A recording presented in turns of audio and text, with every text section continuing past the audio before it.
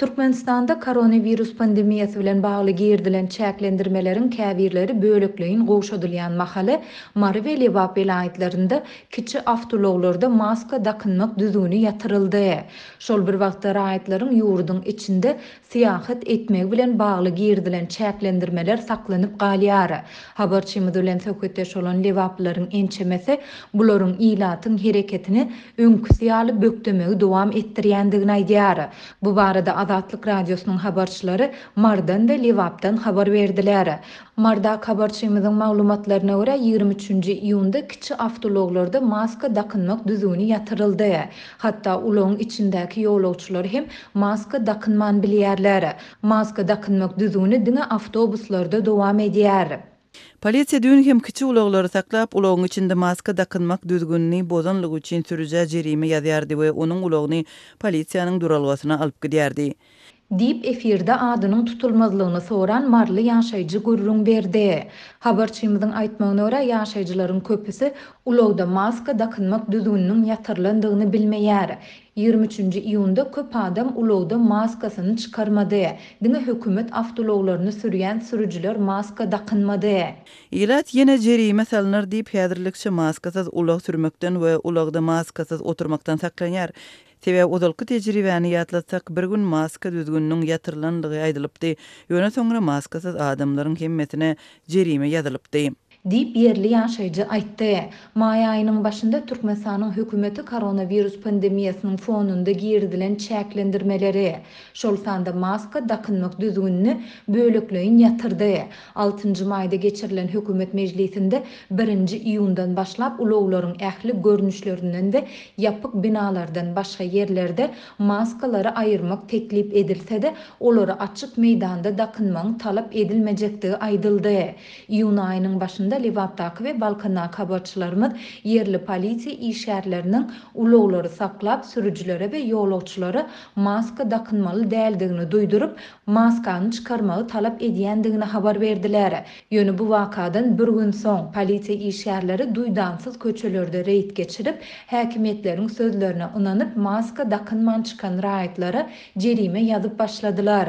Lewapdaky habarçymyz maska rejiminiň sebitde hem goşaýandygyny, ulagdaky sürüjileriň we ýolagçylaryň hatda ýol polisiýasynyň maska dakynmaýandygyny habar berdi. Şol bir wagtda ol raýatlaryň ýurduň içinde syýahat etmegi bilen bagly girdilen çäklendirmeleriň saklanyp galýandygyny we munyň ilatyň hereketini öňküsi ýaly bökdemegi dowam etdirýändigini aýdýar. Türkmenabad şäherinden beýlik tewitleri Seýlede Aşgabaty gitmek üçin ilki bilen içerki migrasiýa gullugundan taparyň delillendirip, ýürüýte ruhsatnama almaly, soňra da Covid testinden geçmeli. Onuň 72 sagatlyk möhleti bolmaly. Onuň bahasy 120 manat. Bu kepilnamany almak üçin Lewap arasaçylyk we keselleriň öňüne alys bölüminiň öňünde bir näçe sagat nowbaty duranyndan soňra test tapşyrmaly. Testiň jogaby bir günden soň çykýar. Sondan soňra aeroporta baryp bilet almaly. Dip efirde adynyň tutulmazlygyny soran Türkmenabatly ýaşaýjy 23-nji iýunda beren maglumatynda aýtdy. Ol bilet aljak bolýanlaryň nowbatlarynyň her gün ýüzlerçe adama ýetýändigine ünsü çekip, köplenç raýatlaryň bilet satyn alyp bilmeýändigini aýdýar. Adamlaryň eden maddi çykdyjylary we sarp eden wagty puja çykýar. Sebäbi olar öz wagtynda bilet satyn alyp bilmese, Covid testiniň möhleti gutarýar. Umuman öňkü kynçylyklar saklanyp galýar diýip Türkmenabadly ýaşaýjy aýtdy. Türkmen häkimetleri mundan bir ay gowrak wagt ozal içerki demir ýol sebitary awtobus gatnawlarynyň tapgyrlaýyn açyljakdygyny elan etdiler. Ýöne syýahat çäklendirmeleri bilen bagly girdilen talaplaryň saklanyp galýandygy barada Türkmen demir ýollarynyň bildirişinde habar berildi. Türkmenistanda berk çäklendirmeleri, şol sanda maska düzgünlerini we hereket çäklendirmelerini girden Türkmen häkimetleri pandemiýanyň başyndan bäri ýurduň çäginde koronavirusyň ýeke hadisasynyň hem hasaba alınmandygyny öňe sürýärler. Ýöne Türkmenistandan syzyp çykan ygtybarly habarlarda bu ýokunja ýoluganlaryň ondan ölenleriň hem köpdügi beýlenilýär. Baralykda pandemiýa döwründe daşary döwletlerde galan türkmen raýatlarynyň şu günleri ýurda getirilmegi dowam etdirilýär. Balkan vilayetindäki ýytybarly çeşmämiz 20-nji iýunda Stamboldan Türkmenbaşy şäheriniň aeroportuna charter uçurunyň gonandygyny aýtdy. Türkmen raýatlarynyň 255 goloýy 7 günlük karantini alındy diýip çeşmämiz gurrun berdi. Lewapdaky ýene bir çeşmämiz iýunyň 23-nän 24-ne geçen gije Minskden Türkmenabada charter uçurunyň geljekdigini, onda esasan Belarusda okuwlaryny tamamlan Türkmenistanlylaryň getiriljekdigini habar berdi.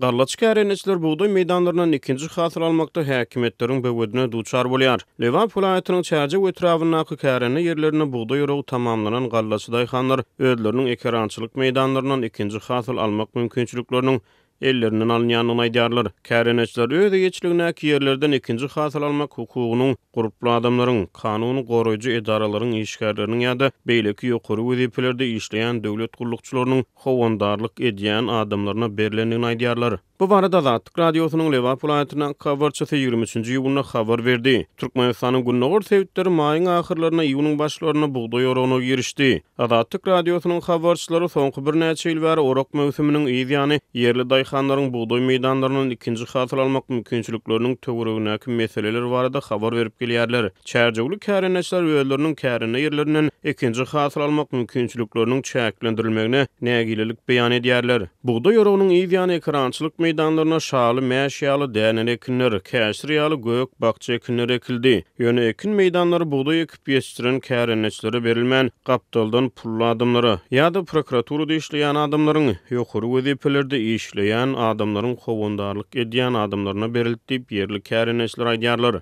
Olar özleriniň kärine ýerlerinden ikinji hasyl almakçy bolýan adamlaryň ýokary wezipelerdäki adamlaryň goldawy bilen hereket edýänliklerini, özlerine bolsa öz kärine ýerlerine ikinji ekin ekmäge ruhsat berilmeýändigini aýdýarlar. Daýhanlaryň sözlerine görä häkimetler we olaryň howandarlygyna adamlar kärençleriň ekrançylyk meýdanlarynyň alan hasylyny we girdejilerini bölüşmek boýunça ulalaşýarlar. Meselen prokuratura işgäriniň öz adamy bar. Prokuratura işgäri öz adamyna ýer kärenetini alyp berýär. Daýhan birleşikleriň başlyklary bilen gepleşip ýeriň päsgelçilikli suw we tehnika bilen öpçün edilmegine ýardym berýär diýip bir Lewap ýaşaýjy Azatlyk radiosynyň habarçysyna gurrun berdi. Onuň sözlerine görä prokuratura işgär tarapyndan howandarlyk edilýän adam ekrançylyk ýerlerine ýydyk edýär, tohum ekýär, çiğil çekýär, suw tutýar we zerur obahojalyk işlerini ýerine ýetirýär. Ikinji hasyl taýýar bolandan soňra hasyl ýygnalýar. Meselem hasyl şaly bolsa şalyny satyp onuň girdejisiniň 50 götürmi howandarlyk edýän adamy 50 götürmi howandarlyk edilýän adama gidýär diýip ýerli daýhanlar aýdýar. Azatlyk radiosynyň maglumatlary boýunça Lewap vilayatynyň häkimliginden kommentariýa alyp bilmedi. Garlaç kärençler öz ekrançylyk meýdanlarynyň özgäniň ikinji hasyl almagyna ruhsat berilip, özlerine ruhsat berilmediligini nägilelik beýan edýärler. Buğday ekip ýetişdiren daýhanlara buğdaýyň ýygynyň ikinji hasyl almagy mümkinçilik berilmeýär diýip bir ýerli kärençi Azatlyk radiosynyň habarçysyna gurrun berdi. Garwertede daýhanlar käbir obahojalyk hyzmatlarynyň bökdönüşsiz peýdalanmak üçin, meselem tehnika we suwipçilikniň ýoly goýulmak üçin daýhan birleşikleriň başlyklaryna para bermäge mejbur bolýanlyklaryny aýdýarlar.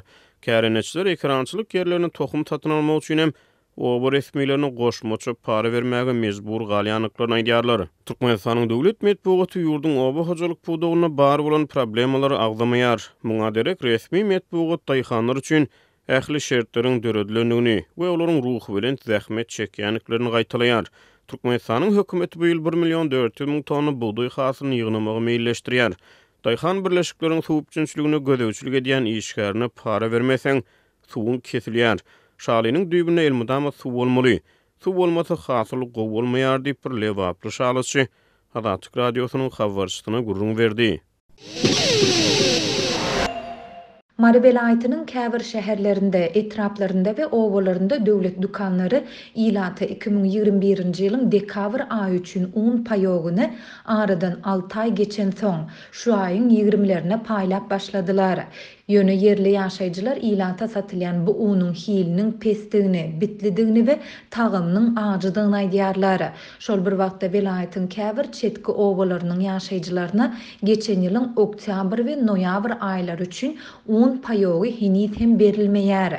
Marda ilatyň payok üpçünçülüğünün ýagdaýy barada Azatlyk radiosynyň habarçysy Sebitden habar berdi. Onuň maglumatlaryna görä şu günler welaýatyň döwlet dukanlarynyň aglawasy ilata 2021-nji ýylyň dekabr aýy üçin un payogyny dolu paýlap bu baradaky resminamалary degişli döwlet edaralaryna tawşyrmak işlerini güýçlendirdi. Şu sapar kim un payogyny almadyk bolsa onda olaryň un payoklary köýýär. Biz plany yapmaly we merkeze resminamalary uratmaly bolýarys. Biz haçan un almaga gelerkä diýip garaşyp oturmaly däl. Biz kagyz ýüzünde bolsa-da dolu paýladyk diýip görkezmeli bolýarys diýip habarçymyz Mary şäherindäki bir dukanyň işgäriniň ýaşaýjylara aýdan sözüni çitirledi. Habarçymyzyň sözlerine görä dukan işgärleri indiki geljek un payogynyň 2022-nji ýylyň ýanwar aýynyň uny boljakdygyny hem duýdurýarlar. Şol bir wagtda yerli ýaşaýjylar geçen ýylyň dekabr aýy üçin paýlanýan un payogynyň hiliniň juda pesdigini aýdyp bitli ajy unyň satylýandygyny belleýärler. Olaryň sözlerine görä käbir ýaşaýjylar uny açanyndan soňra hiliniň gowy däldigini görüp döwlet dukanyna ýygyny eltip goklaşyp gaýdýarlar. Paýlanýan unyň rengi gara we içi bitli, tagamy hem ajym tıkkakýar. Käbir adamlar döwlet dukanyna baryp her aýda adam başyna berýäniňiz 5 kilogram un. Bizim alça göreňizokmy, öz hojalyklaryňyzda ýydyryp gördüňizmi diýip goklaşýarlar. Dukan işgärleri bolsa berilýänini alyň, bolmasa şolum ýok diýýärler. Dip marly bir ýaşaýjy anonimlik şertinde gurrun berdi. Yerli ýaşaýjylaryň habarçymyda gurrun bermegine görä, mundan ozal Mary welaýatynyň döwlet dukanlarynda geçirilen barlyklaryň dowamında ilata subsidiýalenen önümler şol sanda ýokary hilli un günde diýen ýaly paýlanypdyr. Welaýatdaky döwlet dukanlaryna barlykçylar gelen döwründe un, ýağ we tok buğdy günde diýen ýaly paýlandy. Hatda käbir subsidiýalenen önümler 2 hesse köp, ýagny 2 ay üçin paýlandy.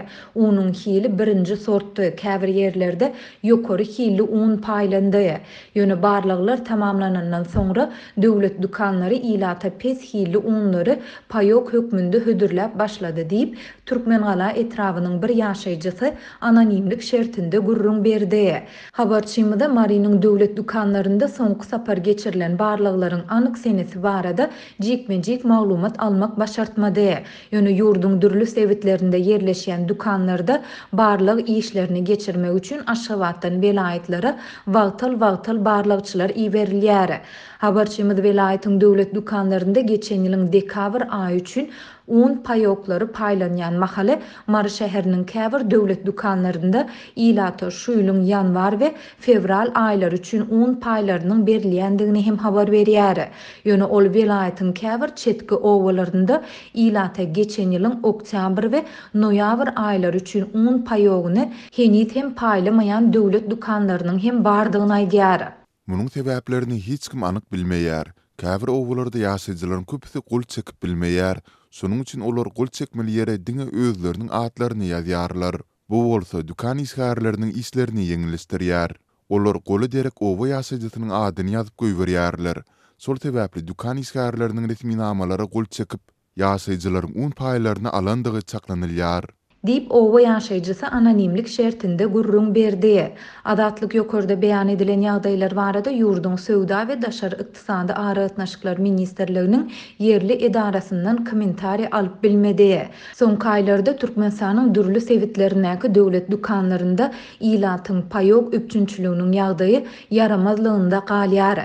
Geçen hepde Aşgabatyň döwlet dukanlary ilata subsidiýalenen bahadan berilýän azyk önümleriniň käbir görnüşlerini, şekeri, towuk buğdyny we ýumurtany gaýtadan paýlap başlady.